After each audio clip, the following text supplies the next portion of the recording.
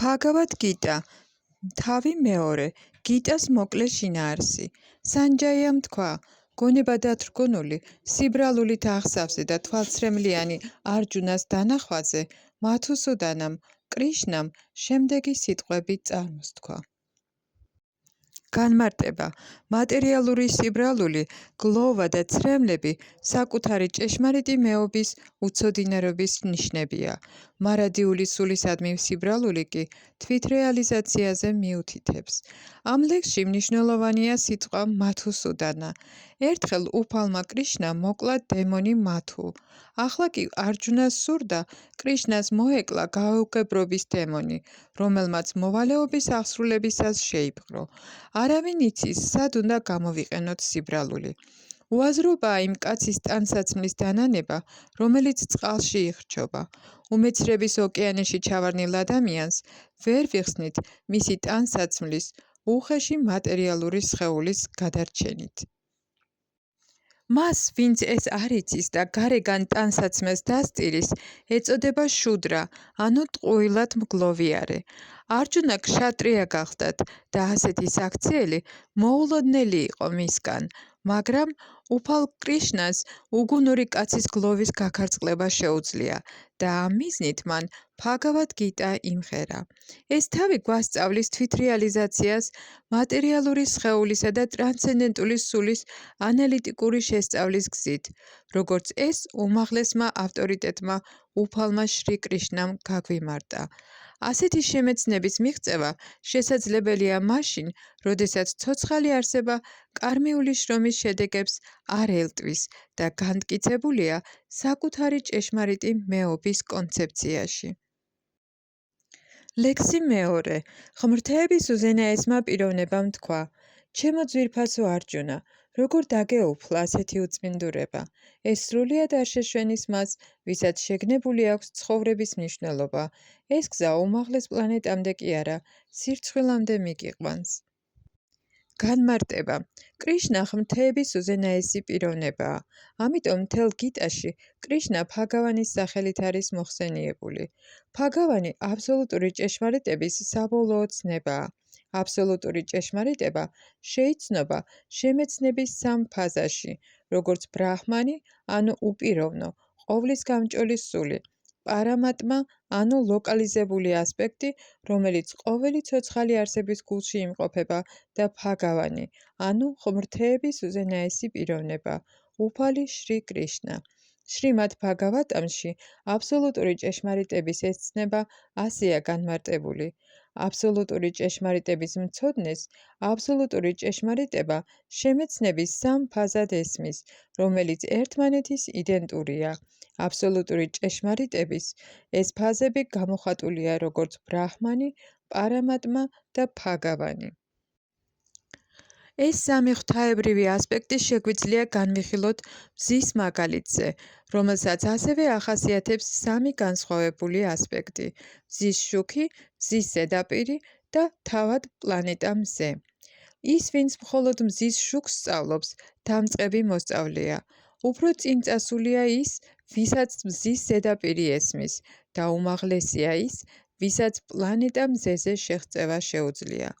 ჩვეულებრივი მოწაფეები, რომლებიც მხოლოდ მზის შუქის, კერძოდ მისი სამყარისეული, ყოვლის გამჭოლობისა და უპიროვნო ბუნების მოკაშკაშე ბრწყინვალების შესწავლას სჭირდებიან, შეიძლება შევადაროთ მათ, ვისაც აბსოლუტური ჭეშმარიტების ბრაჰმანის ასპექტის შეცნობა სძალობს მხოლოდ. უფრო წინ წასულ მოწაფეს შეუძლია გაიგოს რა არის მზის დისკი, რომელიც აბსოლუტური ჭეშმარიტების პარამატმას ასპექტის ცოდნასაა შედარებული. ის მოწაფე კი, რომელსაც პლანეტა მზის გულში შეღწევა შეუძლია, შედარებულია მას, ვისაც უზენაესი აბსოლუტური ჭეშმარიტების პიროვნული ნიშან-თვისებები ესმის.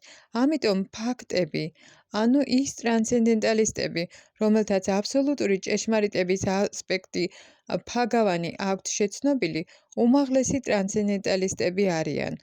თუმცა ყოველი მოწაფე, რომელიც აბსოლუტურ ჭეშმარიტებას სწავლობს, ერთი და იგივე საკითხის შესწავლითაა დაკავებული.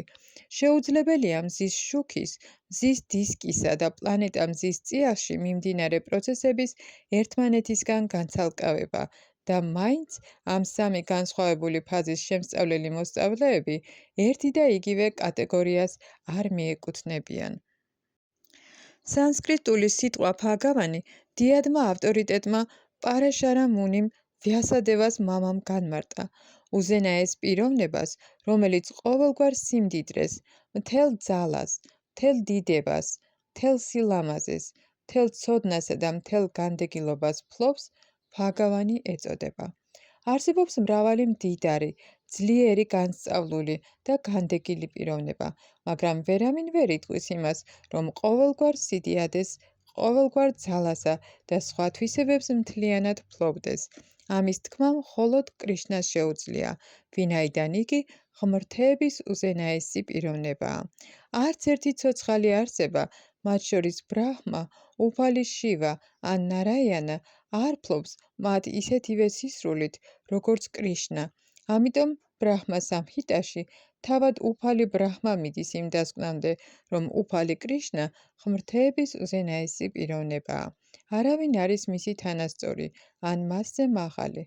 იგია თავდაპირველი უფალი, ანუ ფაგავანი, რომელსაც გოვინდა ჰქვია და იგია ყოველ მიზეზთა უმაღლესი მიზეზი. არსებობს ფაგავანის თვისებების მქონე მრავალი პიროვნება, მაგრამ მათ შორის კრიშნა უმაღლესია, ვინაიდან ვერავინ აღემატება მას.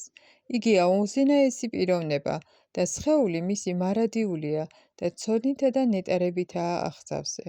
იგია თავდაპირველი უფალი გოვინდა და ყოველ მიზეზთა მიზეზი. ბჰაგავატამში ჩამოთვლილია ღმრთების უზენაესი პიროვნების მრავალი ინკარნაციის სახელი, მაგრამ კრიშნა აღწერილია ღმრთების თავდაპირველ პიროვნებად, რომლისგანაც მრავალი ინკარნაცია და ღმრთების პიროვნება მომდინარეობს. ღმრთების პიროვნების აქ ჩამოთვლილი ყოველი ინკარნაცია უზენაესი ღმრთების სრული ექსპანსია ან სრული ექსპანსიის ნაწილია, მაგრამ თავად კრიშნა ღმრთების უზენაესი პიროვნებაა. ამიტომ კრიშნა არის ღმრთების თავდაპირველი უზენაესი პიროვნება, აბსოლუტური ჭეშმარიტება, წყარო როგორც ზესულისა, ასევე უპიროვნო ბრაჰმანის. ღმრთების უზენაესი პიროვნების გვერდით მართლაც შეუფერებელია არჯუნას გლოვა თავის ნათესავებზე. ამიტომ კრიშნამ განცვიფრება გამოხატა სიტყვით კუტტა, ანუ საიდან. ასეთი უწმინდურობა მოულოდნელი იყო არიელთა სახელით ცნობილ ცივილიზებულ ადამიანთა კლასის წარმომადგენლისგან. არიელები ეწოდებათ იმ ადამიანებს, რომელთაც ესმით ცხოვრების მნიშვნელობა და რომელთა ცივილიზაციაც სულიერ შემეცნებაზეა დამყარებული. იმათ, ვისაც სიცოცხლეზე მატერიალისტური შეხედულება აქვთ, არ ესმით, რომ ცხოვრების მიზანი აბსოლუტური ჭეშმარიტების, ვიშნუს ანუ ბჰაგავანის შეცნობაა და ისინი მატერიალური ბუნების გარეგან ნიშან-თვისებებით არიან დატყვევებული. ამიტომ არ იციან, რა არის განთავისუფლება. ხალხს, რომელსაც წარმოდგენა არ აქვს მატერიალური ტყვეობიდან განთავისუფლებაზე, არაარიელები ეწოდება. მართალია არჯუნა ქშატრია იყო, მაინც თავს არიდევდა მასეთ დაწესებულ მოვალეობებს. უარს ამბობდა რა ბრძოლაზე. აქ ნათქვამია, რომ ასეთი სიმხდალე არაარიელთათვის არის დამახასიათებელი. მოვალეობაზე ასეთი უარის თქმა ვერ დაეხმარება ადამიანს სულიერ წინსვლაში და ვერც სახელს მოუხვეჭს ამ ქვეყნად. უფალმა კრიშნამ არ მოუწონა არჯუნას ეგრეთ წოდებული სიბრალული ნათესავების მიმართ.